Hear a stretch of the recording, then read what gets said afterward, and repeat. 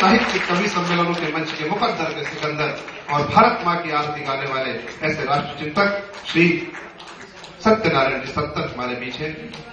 बहुत बहुत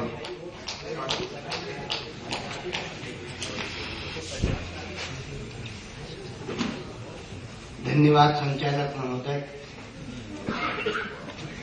आपकी कृपा से ही मैं यहाँ तक पहुँच पाया।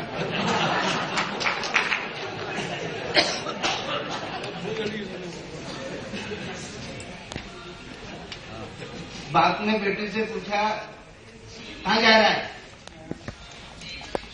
बोले आटा पिसाने। बात खत्म हो गई, कविता हो गई। अब आटे को क्या पिसाएगा?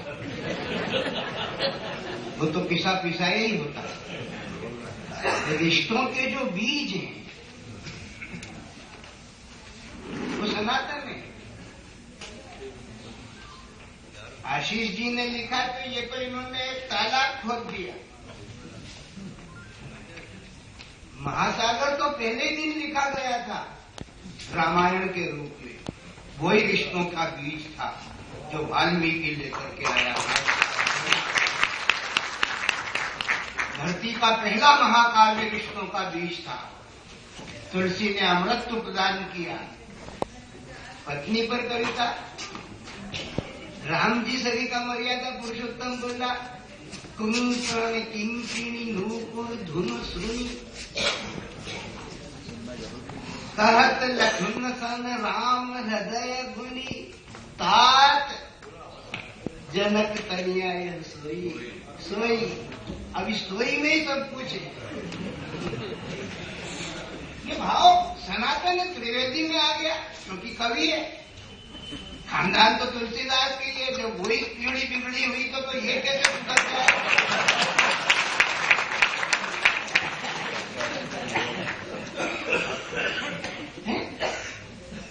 रिश्तों के बीच देखने को मिले हमें महाभारत में। राष्ट्र कवि मैथिली शरण गुप्त ने कहा कि दुर्वस्त दुर्योधन न जो कष्टा सहित ठान था, यदि प्रेम पूर्वक पांडवों की मान्यता को मानता तो डूबता भारत नहीं हो रणरक्त पारावार में, ले डूबता है एक पापी नाव को एक पापी नाव को मैदान में लेकर के डूब जाता है। वो रिश्तों की सौगात थी। अपने भाइयों को राम ने नहीं छोड़ा। दोस्ती उनसे करी जिन्होंने भाई मरवाए।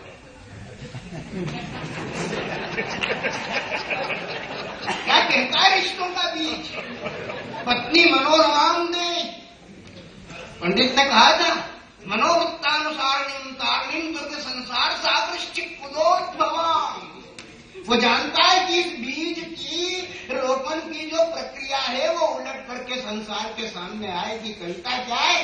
आशीष के पास क्या है? जो बरसई बरबारी विचारू, जो बरसई बरबारी विचारू, सोई कवित्व चिंता मुनि चारू। बाबा तुलसी के कीरति भनीति भूति भरी सोई, सुर सरि सम सब का हित वही कीर्ति घने कर दे। वही अच्छे हैं जो संसार में गंगा के समान सभी का हित करें। इन्होंने किसका हित करा? कभी पर काहे प्रवेश करता है। योगियों को ये गुण बड़ी तपस्या के बाद मिलता है। कवि को जन्मना मिलता है। कवि के मस्तक पर कविता इस तरीके से उतरती है जैसे मोहम्मद के मस्तक पर कुरान उतरी थी। जब मोहम्मद के मस्तक पर कुरान उतरी थी तो मोहम्मद लिखना पढ़ना नहीं जानते थे। वो पैगंबर नहीं थे, साधारण पुरुष थे। लेकिन उसमें जब असाधारण तो उतर करके आया तो उन्हें लिखना भी आ गया, पढ़ना भी आ गया और उस आयत को ग्रहण करना भी आ गया और समाज को सौंपना भी आ गया। यहाँ पर बड़े बड़े कवि महानुभाव बैठे हैं, बड़े बड़े लेखक बैठे हुए, शरद पगारेसरी के उपन्यासकार यहाँ पर बैठे हुए हैं, जिनकी तमाम रचनाओं के अनुवाद हुए। यहाँ पर सदाशिव कोतुल बैठे हुए हैं, हरे राम वाजपेयी बैठे हुए हैं, यहाँ पर चंद्रसेन विराट सरी का व्यक्तित्व बैठा हुआ है, यहाँ पर हरि जी विराजमान है। और इन तमाम लोगों की लेखन प्रक्रिया के पीछे क्या है? ये लेखन के पीछे भी दौड़ते हैं, लेखन इनके पीछे दौड़ता है। जो दिखा वो लिखा, ऐसा नहीं है। अगर चंद्रसेन विराट कहते हैं कि भाव मेरे सुसंस्कृत हुए, तुमको पाकर पुरस्कृत हुए, तो मिल जाता है। और कवि जब परकाया प्रवेश करता है तो इसमें जब छोटी छोटी बातों में लुगाई से झूठ बोल देता है तो इतनी बड़ी बात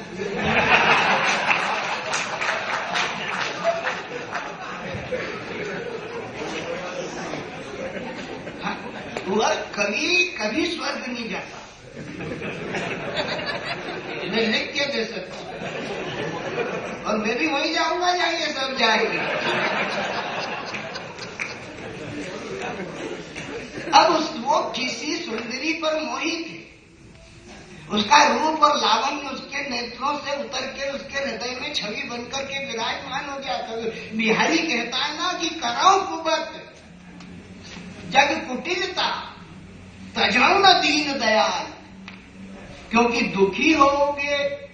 श्री कृष्ण बांसुरी बजाते ना, 3 जगह से टेढ़े हो जाते, त्रिभंगी लाल हो जाते।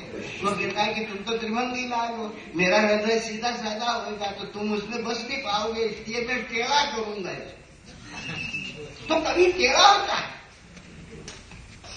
दुखी होगे सरल चित बसत त्रिभंगी लाल। अब इनको रिश्तों के बीज याद आए।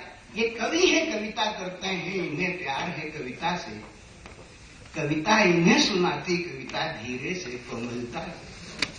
कविता की कविता सुनकर के ये मतवाले हो जाते हैं और उसी कविता को जे जनगण के आगे लाते हैं।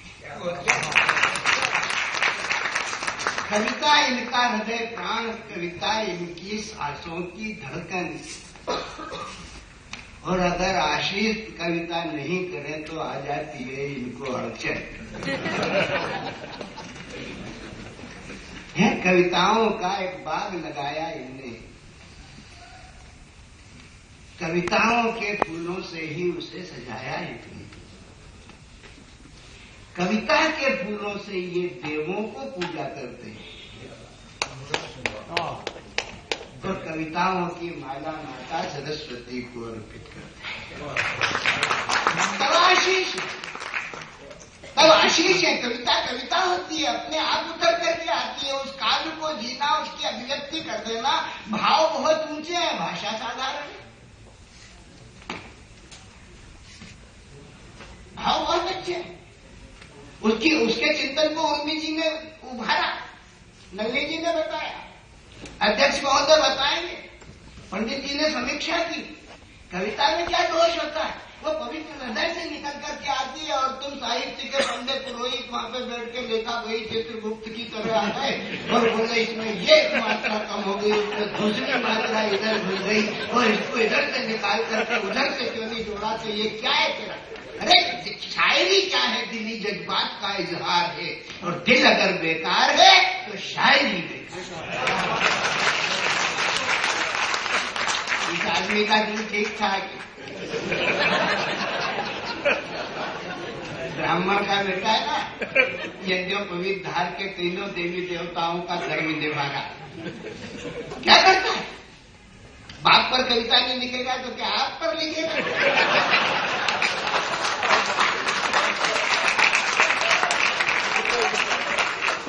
और आप पर लिखेगा क्यों लिखेगा कि उन्होंने तो अपने बाप को मार के फेंक दिया कि क्या मैं तो राज करूंगा, आप क्यों जाए वहां पे जाके अनशन कर।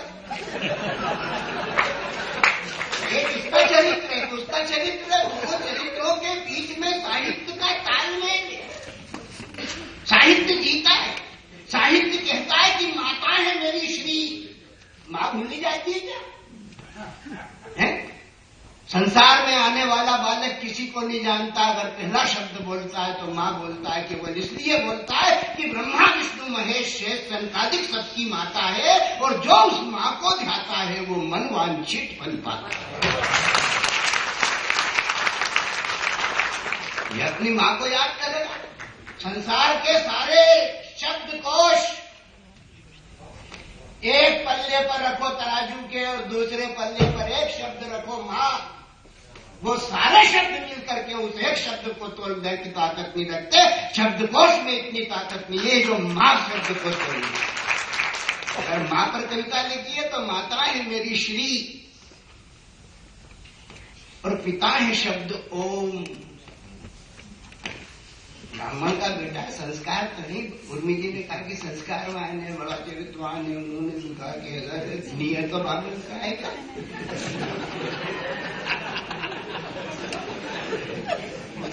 हाँ, अगर वैसा नहीं होता तो आसाराम नहीं हो जाता।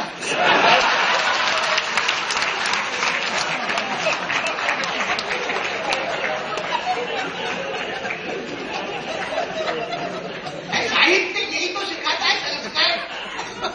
आदरणीय ने कहा बड़ी संस्कारी भाषा है। अरे नहीं होती तो तुम बैठे रहते गए। ये इतने सारे लोग क्या फोकट अपना समय जाया करने के लिए आए? कविता में दम है। पहली कविता माई सुनाती है। पहली बार माई कविता गा करके जगाती है। हैं? सोजानंद लाल मेरे हैं, जागो रघुराज कुंवर भोर भई प्यारे। माई तो सुनाती है लोरी। पहला कविता तो माई देती है। उस माँ की याद करता है, अगर उस पिता की याद करता है तो ऐसा लगता है कि माता है मेरी श्री और पिता है शब्द ओम। सेवा में उनकी हाजिर इस बालक का रोम रोम।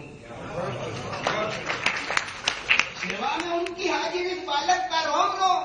सर्वस्व मैं हूं उनका, वो धर्मात्मा मेरे, मैं आत्मा हूं उनकी, वो परमात्मा मेरा।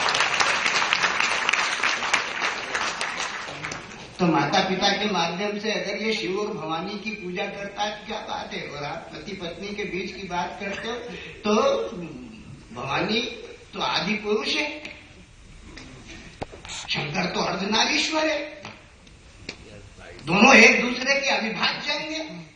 साहित्य की यही तो महत्ता है कि आगे राम लखन पुनि पाछे, तापस देश विराजत काछे, उभय मध्य सी सोहति कैसे, ब्रह्म जीव बीच माया जैसे। तो नारी और पुरुष की शाश्वतता, प्रकृति और पुरुष की लड़ाई शाश्वत है।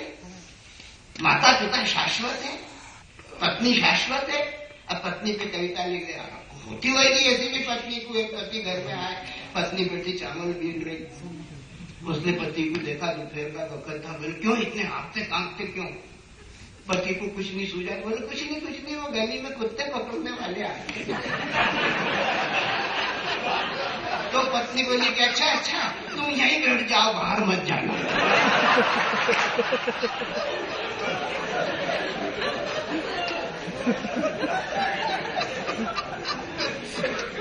ऐसी भी पत्नी है जो जाती है इशारे में ही समझा देती है कि तुम क्या हो।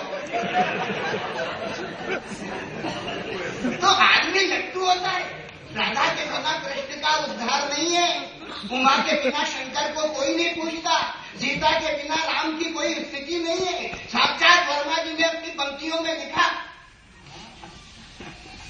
कि सीता को पाकर मां सचमुच भाग्य राम के जागे।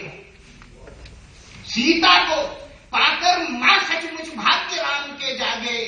युग युग तक यह नाम राम के दुखी नाम के आगे। युग युग तक यह नाम राम के दुखी नाम के आगे।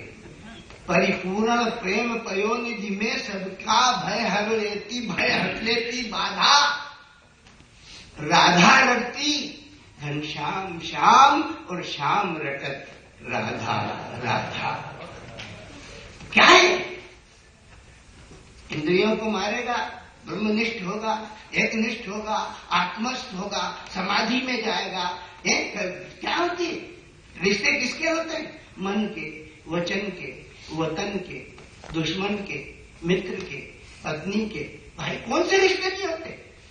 वतन के रिश्ते अलग होते, चमन के रिश्ते अलग होते, सड़क के रिश्ते अलग होते हैं, और जब रिश्तों के बीच ही वो आ जाते हैं तो उनके फल वैसे ही होते हैं जिन भावनाओं से उससे बोया गया। जो जस करें सो तस फल जाता। कविता उतर करके आती है, मंदाकिनी की कल निनाद करती हुई पयस्विनी की तरह आती है। नागर साहब ने अपनी भूमिका में लिखा है वही बात जो मैंने कही कि इसका नाप तोल ठीक नहीं है, 13-11 ठीक नहीं बैठ रहा है, 13-12 हो रहे हैं, 13-21 हो रहे हैं, 24 नहीं बैठ रहा है, 23 नहीं बैठ रहा है। वो जमाना चला गया। भाव की तरंगिती निकल करके आती है। वो है तो वही कविता रस है तो वही कविता रस है, बस और कहाँ वसुधा में सुधा रस। अरे कविता कब होती है? जब अमुआ की डाल पर के बैठ करके कोकिला गुंजान करती है, तब गीतकार गीत गाता है, कवि कविता करता है। जब पनिहारी पनघट से अपने कटी तट पर घट लेकर के झुन झुन रुन झुन पायल चमकाती हुई चलती है, झमकाती हुई चलती है, तब गीतकार गीत गाता है। जब ये चंद्रमा अपनी अटखेलियां करता है तब गीत गाता है। और वो कहता है कि रुख से भूंका जरा उठाने दो, फूल पर भंवरे कमंडराने दो, कसम खुदा की मुझे चांद से क्या करना है, चांद शर्मा है।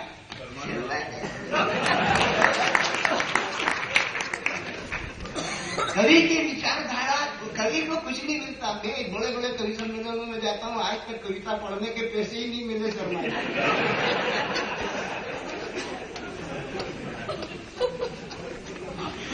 लेने के नाम तो बहुत सारा रुपया मिल जाता है, लेकिन वो कविता के पैसे नहीं होते। वो पैसे होते हैं अपनी पत्नी अपने बच्चों को छोड़ने के, वो पैसे होते हैं रेलवे स्टेशन पर या एयरपोर्ट पर धक्के खाने के, रात रात भर जगने के, वो पैसे होते हैं। वो पैसे हमारी कविता का मूल्यांकन नहीं होते। हमारी कविता का मूल्यांकन होती है जनता के लाभ से निकलने वाली चाहिए बढ़ रहा है, वो बढ़ रहा है तो अगर मिल जाए तो निस्संदेह होगा। कभी कुछ नहीं चाहता, कभी कुछ नहीं चाहता आपसे, केवल ये चाहता है कि उसने जो आपसे कहा वो की रति भली तिभूति भली सोई, वो आपके हृदय को धोख पोछ करके साफ करती या नहीं, आपके दिल और दिमाग के दरवाजे पर एक दीपक को प्रकाशित करके आपको बढ़ने की प्रेरणा देती है या नहीं, किसी भगत सिंह की फांसी पर अफसोस करती है या नहीं, किसी मरे हुए आदमी को देख करके उसकी पीड़ा का अनुभव करती है या नहीं, देश की दुर्दशा पर खड़े होकर के वो चीत्कार करने की स्थिति में है या नहीं, वो मानव मन की भावनाओं को उजागर करने की योग्यता रखती है या नहीं। अगर ऐसा नहीं है तो वो कविता नहीं।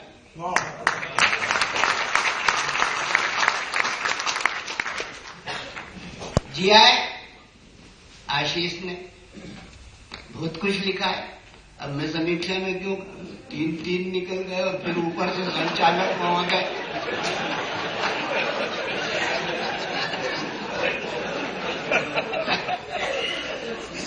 तीन समीक्षक निकल गए, ऊपर से संचालक जी ने भी बीच बीच में आपको बाल घुट्टी पिलाई।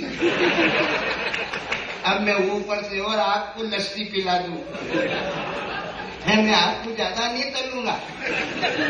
इसीलिए मैं ये कहने के आया है कि आप आशीष जी जो हैं अपने जीवन में रोटेरियंस से जुड़े।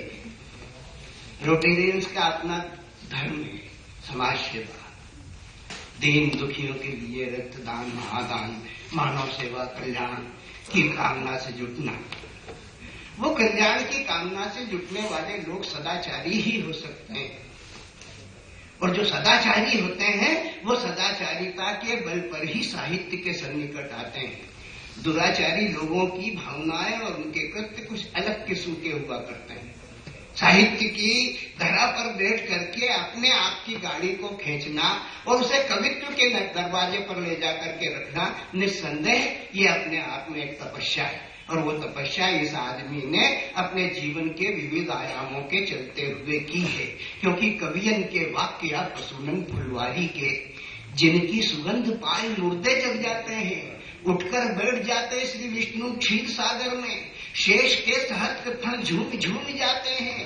नारद की वीणा के बजते हैं तार सदा लोकपाल दिक्पाल सुनकर हर्षाते हैं। जहाँ रवि नहीं जाते, जहाँ शशि नहीं जाते, जहाँ तारे नहीं जाते, वहाँ हाँ, इसीलिए तो अपनी पत्नी के पास बोलिए है कि नहीं। ये कविता की उड़ान है जो अंतर मन के कमल को विकसित करके, अपनी किरणों के माध्यम से अंतर मन के कमल को विकसित करके आनंद की सृष्टि कर दे, रसानुभूति करा दे। वो रसानुभूति कराने में अगर वो सक्षम है तो निस्संदेह उस काव्य की वंदना हमें करना चाहिए। वो कविता पूजा की सामग्री है और वो तो निस्संदेह पूजा की सामग्री है। तुमने कोई बड़ा काम नहीं किया, बड़ा काम किया वाल्मीकि ने जो पूरी रिश्तों की इबारत लिखी रामायण में। बड़ा काम किया कृष्ण द्वैपायन व्यास ने जो उन्होंने रिश्तों की कड़वाहट को घोल करके समाज के सामने प्रस्तुत कर दिया। तुमने एक मीठा सरोवर तालाब बना करके एक बार फिर साहित्य के उपवन को सौंप दिया कि इस नीर से साहित्य के पुष्पों पर हमेशा जल प्रदान करते हुए उसे पुष्पित पल्लवित करते रहिएगा। आपका ये उपकार साहित्य के जगत पर है। इस सरोवर को, इस तालाब को हम स्वीकारोक्ति देते हैं कि इस तरीके के सत्कार्य निस्संदेह आने वाली पीढ़ी के मार्ग पर अपने लोगों के प्रति, अपने पूर्वजों के प्रति, अपने अग्रजों के प्रति एक भाव धारण करने की प्रेरणा देंगे। पीढ़ियां सुधरेंगी तो ठीक होगा, नहीं तो रास्ते बाहर को जाने के और हैं, रास्ते भीतर को आने के और हैं। अंदर से टीप टाप, ऊपर से राम राम, हाथी के रात प्यारे खाने के और बहुत बहुत